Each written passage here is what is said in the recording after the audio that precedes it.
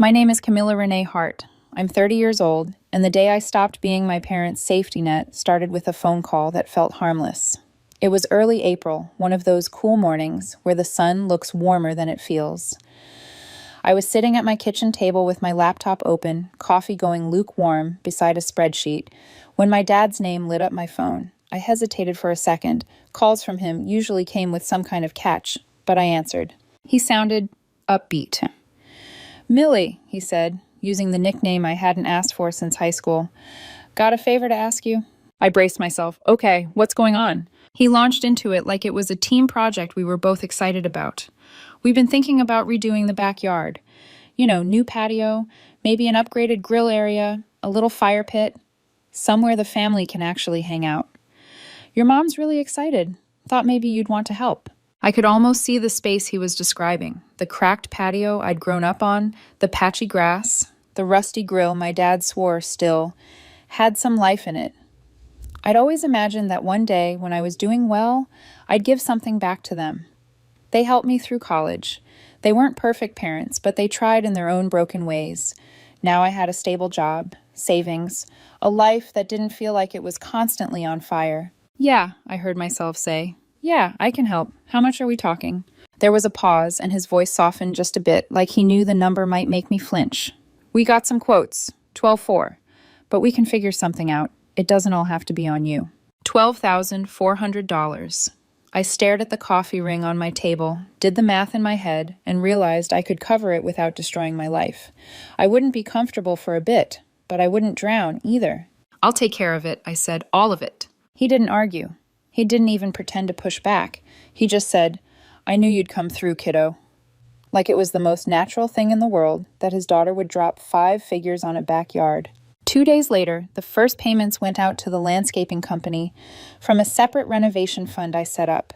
It felt good, in a way, like I was finally in a position to do something big for them. I picked out stone samples between Zoom meetings, traded emails with a designer about layout plans, and got picture updates every other day from my dad as the old patio was ripped up and the new one started to take shape. My mom called too, her voice lighter than I'd heard it in months. "We're going to have the big party in June," she said. "All the cousins, your uncles, some of Dad's friends. It's going to be beautiful, Camila. You'll love it." I pictured it. The twinkle lights, the grill, my mom actually laughing instead of complaining, my dad flipping burgers like some sitcom father.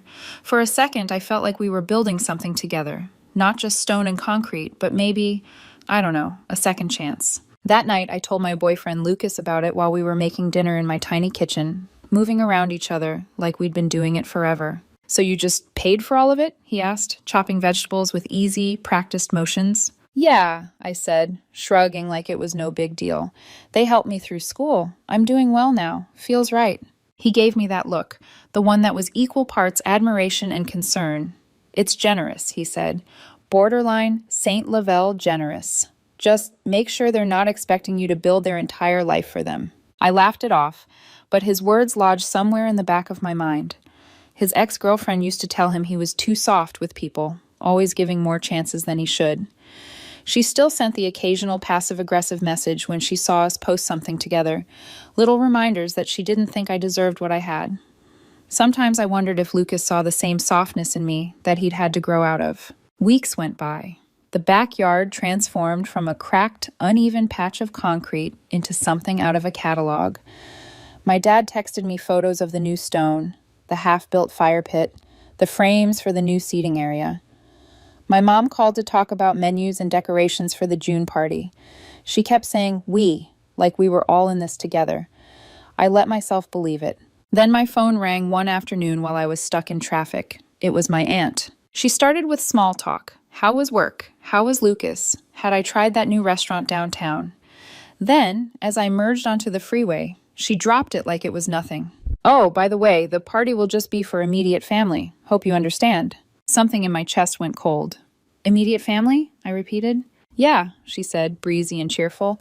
"Just your parents, your brother, me, my husband, the kids. The core group. It'll just be easier that way. Fewer people, less drama." "The core group," I said slowly. "So, not me." There was a tiny pause. The kind people leave when they know they've said something sharp and hope you'll pretend you didn't feel it. Well, you know what I mean, she said. Anyway, I just wanted to make sure there were no hurt feelings. You're fine with that, right? I didn't trust my voice, so I used the one thing I knew wouldn't betray me. Sure, I said. Thanks for letting me know. We hung up 10 seconds later. I sat in my parked car outside my apartment building for a full minute, engine off, fingers tight around the steering wheel. Then I grabbed my phone and texted my dad. Is it true the backyard party is immediate family only and I'm not invited? I watched the bubbles appear, disappear, reappear. When his reply landed, it was 3 words. Don't be dramatic. That was the moment something in me snapped. Not because I wasn't invited, but because they never even thought I might care. They thought I was stupid enough to pour $12,400 into a space I wouldn't even be welcome to stand in. I didn't reply to my dad. I didn't call my mom. I didn't scream into the phone. I just went upstairs, sat at my kitchen table, opened my laptop, and got to work. I called the landscaping company and told them to stop all work immediately. I canceled every pending payment.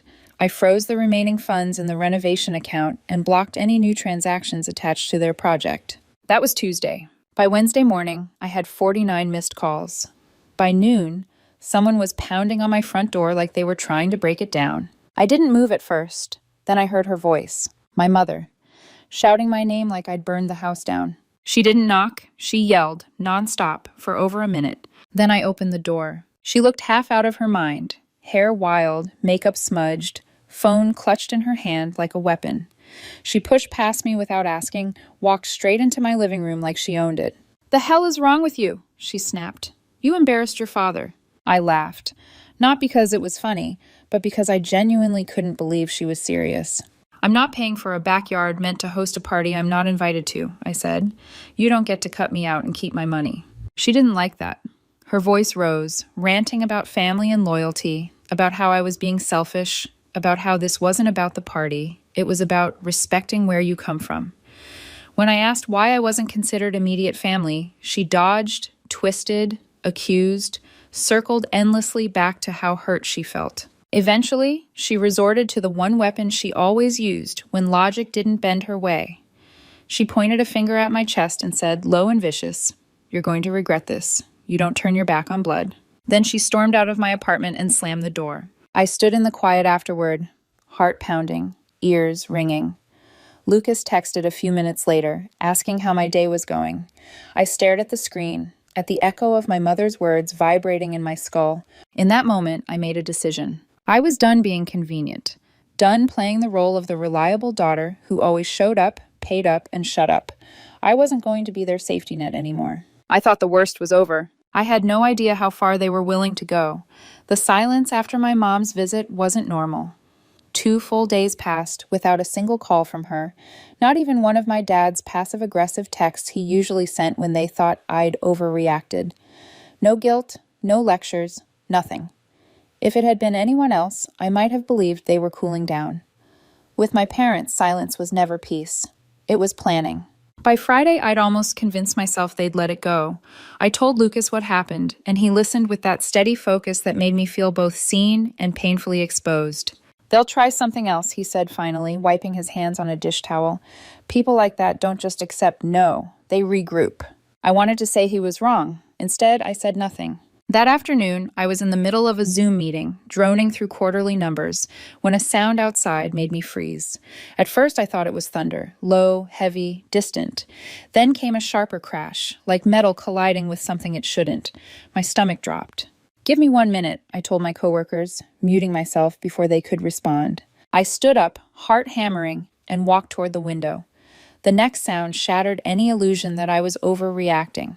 Glass exploding. I reached the front window and looked down at the driveway. My mother was standing there, in broad daylight, in my yard, holding a landscaping brick. One of the bricks I'd paid for. She was red-faced, screaming words I couldn't fully make out, winding up like she was about to pitch in a championship game. My father stood behind her with his arms crossed, watching. Before I could even process what I was seeing, she hurled the brick at my car. The windshield spider-webbed on impact, shards of glass catching the sunlight like 1,000 tiny knives. I think I stopped breathing. She didn't pause to see my reaction. She grabbed a thick branch from my own yard, a heavy broken limb that had fallen days ago, and swung it at my car like it had insulted her personally. First the side mirror, then the hood. Each hit echoed up through the walls of my apartment and straight into my chest. I slammed the front door open and stepped out onto the porch. "What are you doing?" I shouted, my voice cracking. She didn't even look at me. She just kept screaming about betrayal, about how I disrespected her house, how I thought I was better than everyone now because I had money. My father finally moved, only to casually grab her arm when she went for another swing, like he was stopping her from pouring too much wine at dinner. They didn't apologize, didn't explain, didn't show a flicker of shame. They turned and walked back to their car, like wrecking mine was just another chore they'd crossed off the list. I stood in the driveway staring at the destruction. My windshield blown out, the side mirror dangling by a wire, dents scattered across the hood like bruises, bits of glass glittering on the concrete. My hands were shaking when I pulled out my phone. I called the police. By the time the officers arrived, my parents were long gone, but my doorbell camera wasn't. I pulled up the footage with numb fingers and watched the scene replayed on a tiny screen. My mother marching up the driveway with the brick, my father hovering just far enough away to pretend he hadn't been involved. One of the officers watched and shook his head. "You pressing charges?" he asked. "Yes," I said, my voice quieter than I expected. "Absolutely." That night, after the police left and my car sat in the driveway like a wounded animal, Lucas came over. He wrapped me in his arms without saying anything at first. His shirt smelled like soap and fresh air, and for a moment I let myself lean my entire weight into him. "My own mom," I said into his chest. "She did that because I stopped paying for her party space." He pulled back just enough to look me in the eyes. "She did that because you stopped playing the role she wrote for you," he said. "There's a difference." Later, after he'd gone home and the house was quiet except for the hum of the fridge, I sat at my table with a glass of water and called a lawyer. I told him everything. The backyard, the money, the party, the immediate family only, the driveway, the brick, the shattered glass. He didn't sound surprised. He just sounded focused. "We'll file for a restraining order on Monday," he said. "And we'll sue. Destruction of property, emotional distress, reimbursement of the 12-4, plus fees." "It's not about the money anymore," I said. "Of course it's not," he replied. "But sometimes money is the only language people like this understand." On Monday morning, I sat in his office, which smelled like paper and stale coffee, and handed him a flash drive with the doorbell footage, along with screenshots of the texts, copies of the police report, contact information for the landscaping company, everything. He watched the video once, jaw tightening. "This is going to be straightforward," he said. "First, we filed for the restraining order against my mother. Immediate family didn't magically erase criminal behavior. The footage showed everything too clearly to deny. Her walking up the driveway with a brick, her smashing my windshield, my father hovering behind her doing nothing. Then we filed the lawsuit. The repair estimates for my car came back at a little over $3,000. We added the full $12,400 I'd already paid for the renovation, since the work was canceled partway. Then came $10,000 for emotional distress. Another chunk for legal fees. When he slid the final total across the desk, $31,500, I stared at the number for a long time. He watched me. "This isn't about ruining them," he said. "It's about drawing a line." The papers were served that Thursday. I didn't have to wonder how they took it. My phone started buzzing within an hour. Calls from my dad, from unknown numbers, voicemails from my mom that I didn't even bother opening. I let them pile up in my notifications like ghosts I refused to acknowledge. The only call I answered was from my cousin Mara. "What the hell is going on?" she demanded the second I picked up. So I told her. Not the dramatized version my parents would spin, not the edited story where I was the ungrateful daughter, just the facts. I walked her through the backyard, the party, the brick, the car, the lawsuit. She was silent for a moment, then she said, "Send me the video." So I did. And not just to her, I sent it to the cousins I still trusted, the ones who weren't at that party, the ones who hadn't yet decided which version of the story they were going to believe. The responses came quickly. "What the hell? Is this real? I can't believe Uncle just stood there. She's completely lost it." Even my dad's older sister Cheryl called me. Her voice was tired, the kind of tired that comes from watching someone spiral for years and pretending it's just being emotional. "I always thought your mom was intense," she said carefully. "But this? This is something else. You need to stay away, honey." Only one person didn't respond at all. My aunt, the one who'd called to tell me the party was immediate family only. She melted into the background like she'd never lit the fuse in the first place. A week later, my lawyer called with an update. My mom's attorney had reached out. They wanted to settle things amicably. Their version of amicable meant I dropped the restraining order, dismissed the lawsuit, and we all just magically moved on. No damages, no apology, no accountability. They think you'll back down, my lawyer said. They're banking on you being the same girl who always made it easier for them. I pictured my smashed car. My mom's face twisted with rage.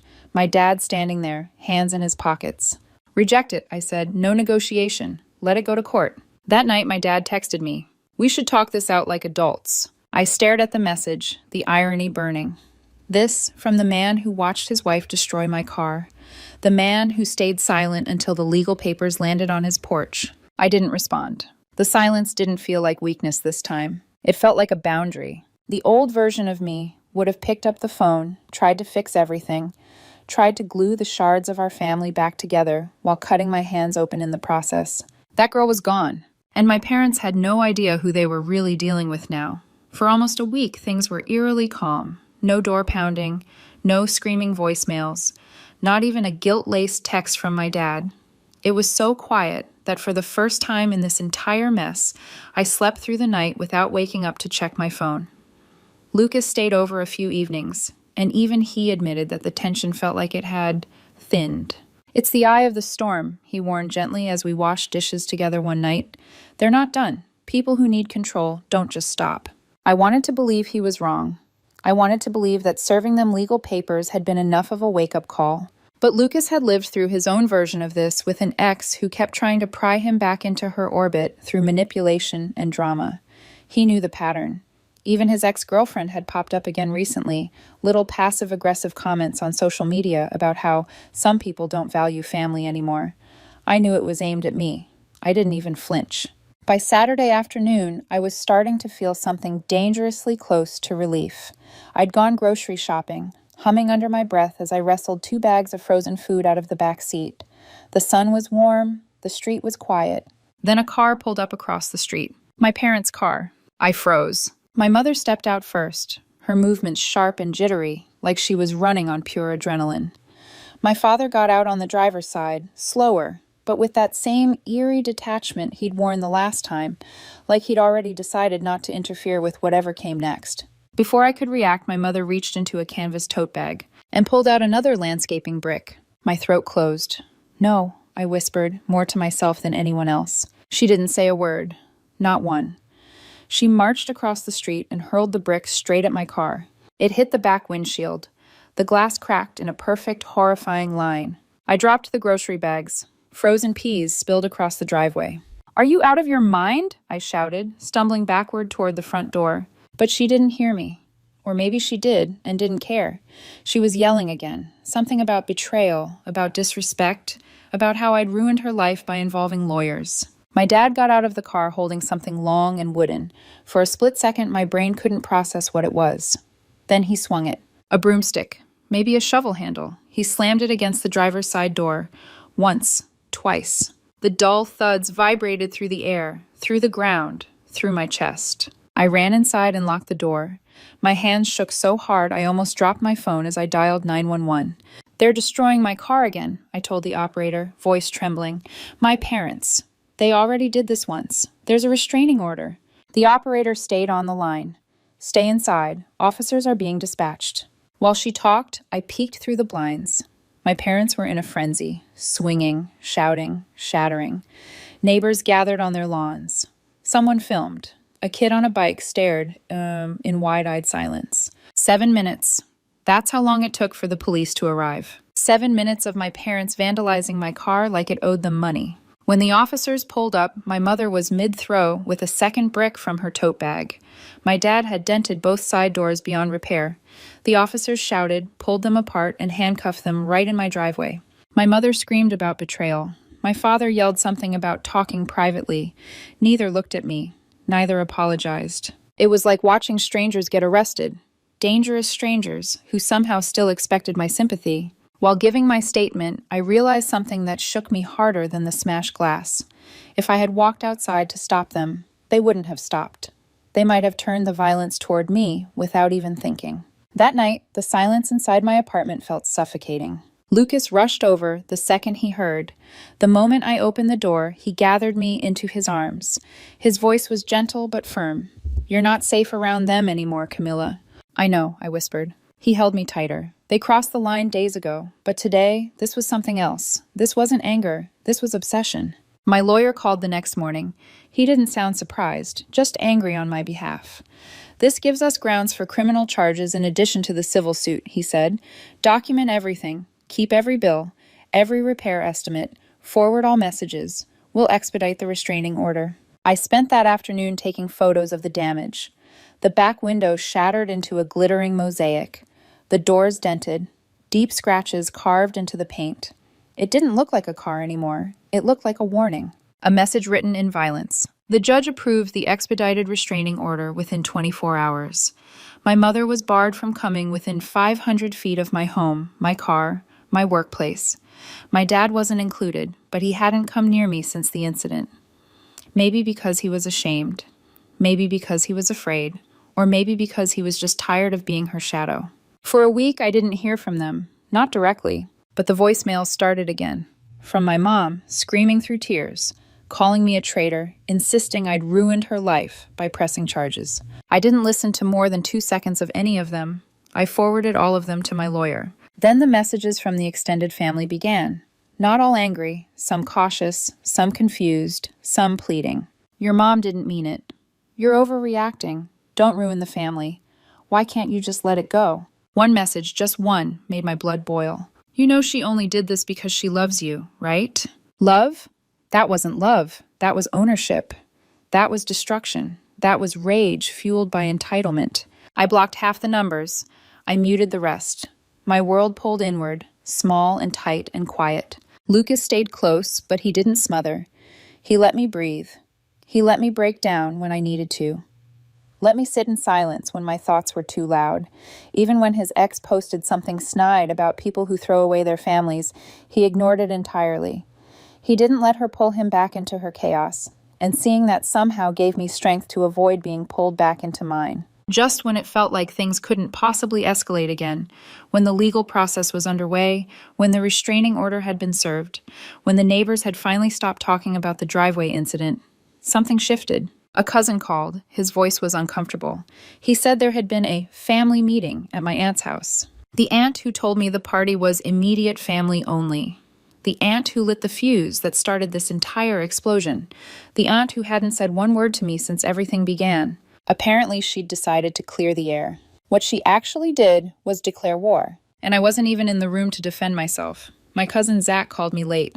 Later than he ever would, unless something was genuinely wrong. His voice was tight, uneasy. "I didn't want to be the one to tell you," he said, "but you need to know what happened tonight." He told me that nearly the whole extended family had gathered at my aunt's house. The same aunt who'd told me the June party was immediate family only. The same aunt who'd vanished into silence the moment things went bad. She'd invited everyone except me. "They said it was a family discussion," Zach explained.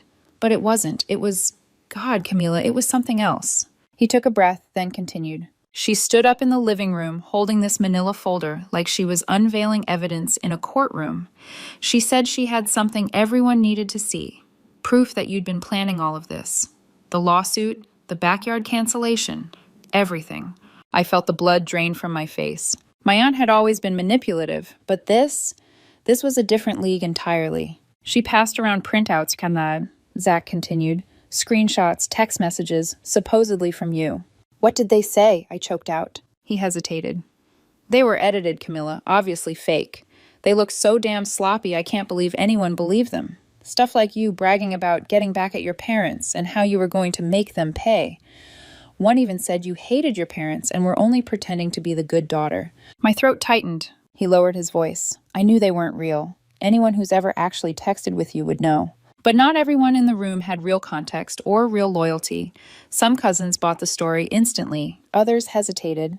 A few were horrified but stayed silent, unwilling to confront the aunt who'd just thrown gasoline on an already burning family. Then Zach said something that made my stomach twist. She said you've been ungrateful your whole life, that your mom sacrificed everything for you, that this lawsuit was revenge because you're jealous of the family closeness you never had. I didn't know whether to cry or laugh. This wasn't manipulation anymore. This was character assassination. Why would she do this? I whispered. Zach sighed. You really don't know? No. She's scared, Camilla. Scared of what happens when people realize how much you've done for them. He paused. She told no one that you've been paying for her daughter's textbooks and school fees for months. If that comes out, her whole family pillar image collapses. So she went on the offensive. That hit like a punch to the chest. I had paid thousands, quietly, privately, to help her daughter stay in school when her husband lost his job. Never told anyone. Never wanted credit. And now she was fabricating evidence to destroy me. How did you even find out about the fake messages? I asked, my voice thin. One of the cousins took a picture and sent it to me, he said. I'm sending it to you now. When the image arrived, I stared at it in disbelief. The timestamps were wrong. The formatting was off. Some lines were written in phrasing I'd never use in a million years. It didn't even look like my texting style. But lies don't need to be perfect. They just need people who want to believe them. I felt something inside me settle, not soft, not fragile, but sharp, cold, precise. Send me every picture they gave out, I said. He didn't question me. He just sent them all. And that night, I posted the truth. Not vengeance, not rage, just facts. I posted the real messages between me and my parents. I posted the call logs, the police report, the repair estimates, the screenshot showing the backyard renovation payments, every dollar with my name on it. I blurred identifying details, but I didn't hide the impact. Then I posted the tuition statements, the ones showing payments for my aunt's daughter. Clear, documented, undeniable. I didn't accuse anyone. I didn't name my aunt. I didn't rant. I just captioned it. Here's the context. Within hours, my inbox exploded. Camilla, oh my God, I'm so sorry. We didn't know. Why would she lie like that? I had no idea you helped Sarah with school. I can't believe this. One cousin wrote, Maya left the family group chat the second your post went up. Good.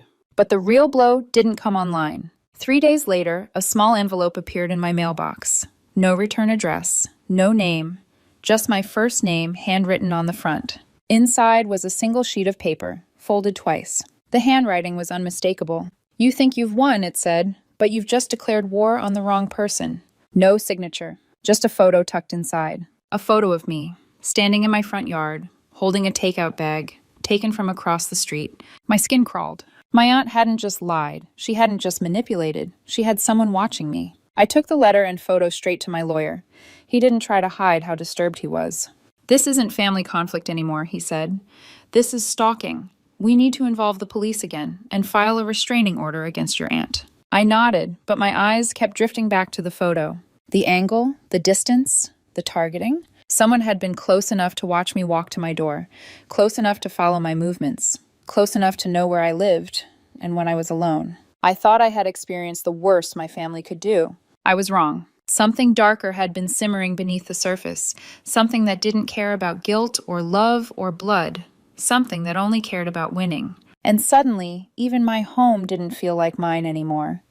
For 2 days after receiving that envelope, I barely slept. Every creak in the apartment made me flinch.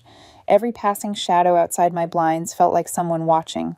Even Lucas noticed the difference in my breathing when he stayed over, my body tense even in sleep, waking at the smallest noise. Camilla, he whispered one night, brushing a strand of hair from my forehead. You're safe here. He meant it, but the truth was I didn't feel safe anywhere. My lawyer filed the restraining order against my aunt immediately. The police took the letter and the photo, and their expressions hardened when they saw the angle of the shot. This wasn't taken carelessly, one officer said. Whoever did this was hiding, watching. I moved out of my apartment 3 days later. I packed everything I could fit into boxes and bags, while Lucas and a friend helped me haul furniture out to a rented truck. I didn't tell my parents. I didn't tell my aunt.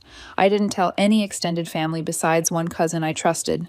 The fewer people who knew where I lived, the better. My new place was across town, a small apartment in a building with a gate, a code, a front desk, and cameras on every corner. I installed additional locks, motion detectors, and an indoor camera facing the door. My stomach only stopped twisting when I secured the last lock that night. But even then, the fear didn't leave. It just softened around the edges. For a week, peace hovered close enough to touch, but not close enough to hold. I jumped at every unknown number that called. I scanned every hallway twice before stepping into it. Lucas tried to get me to talk to someone professionally. I wasn't ready yet. Trauma had its own timeline. Then the flash drive appeared. One morning, as I left for work, a small Ziploc bag was sticking out from under my doormat at the new apartment. My heart stopped.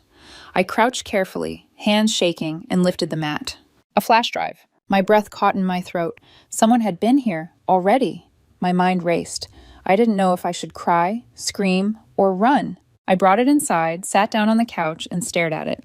Finally, I messaged my lawyer. "Open it," he texted back, "but not on your main computer. Use a spare or an old laptop, and film yourself doing it." I dug up an old laptop, plugged it in, and slid the flash drive into the port. 3 video files appeared on the screen. Each was labeled only with a date, 3 separate days from the last 2 weeks. I clicked the first one. My living room window appeared, barely visible behind shrubbery. The footage was grainy but unmistakable, a figure, me, moving inside the apartment, a shadow crossing behind the glass. Someone had filmed it from outside, hidden in the bushes, close enough to see movement, close enough to know when I was home. My stomach lurched. I opened the second. This one showed me in my driveway at night, taking out garbage bags. The camera had been tucked behind a parked car. My silhouette was sharp against the street lamp light, oblivious. The third was worse. My bedroom window, filmed from the backyard area of the complex, where no one should have access. A dim outline of my room. A brief flash of movement when I walked past. Nothing indecent, but too close, too invasive, too deliberate. I slammed the laptop shut. My hands were trembling so hard I had to sit on them. Lucas arrived minutes later after I called him. He wrapped his arms around me as I trembled through ragged breaths. "They don't get to win," he whispered into my hair. "We're going to stop this, all of it." But the truth was, this wasn't my parents anymore. This wasn't even my aunt. It was something else, someone hired. 2 months passed in a blur of police reports, legal meetings, and quiet panic. I moved again, this time into a gated complex with 24-hour security and cameras everywhere. I didn't tell my extended family anything. I kept only Lucas, my lawyer, and one trusted friend in my circle. I installed cameras inside and outside my unit. I reported every odd sound and shadow to building security.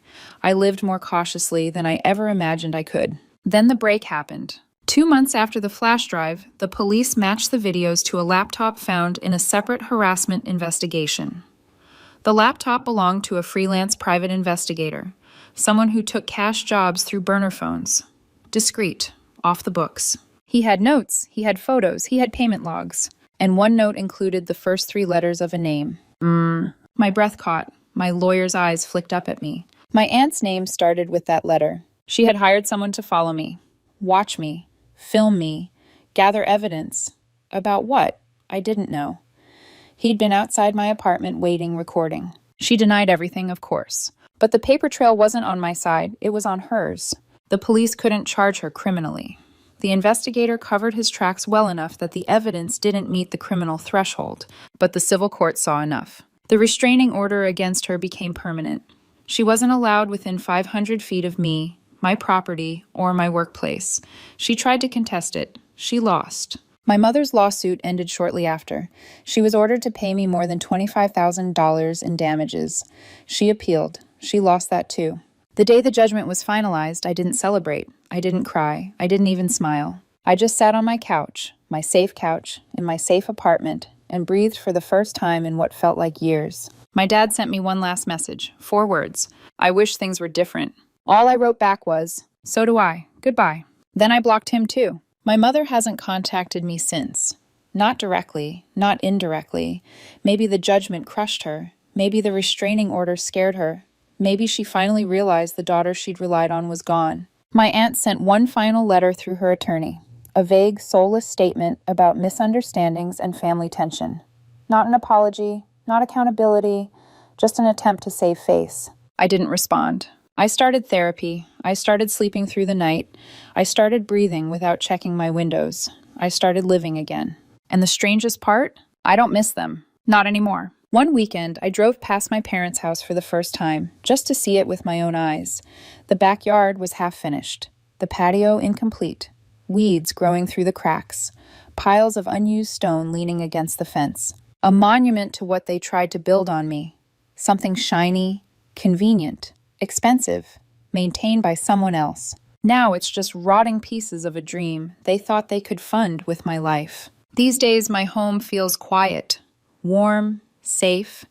I check the camera feeds before I sleep. Not because I'm living in fear, but because I'm living in truth. They don't get to break me.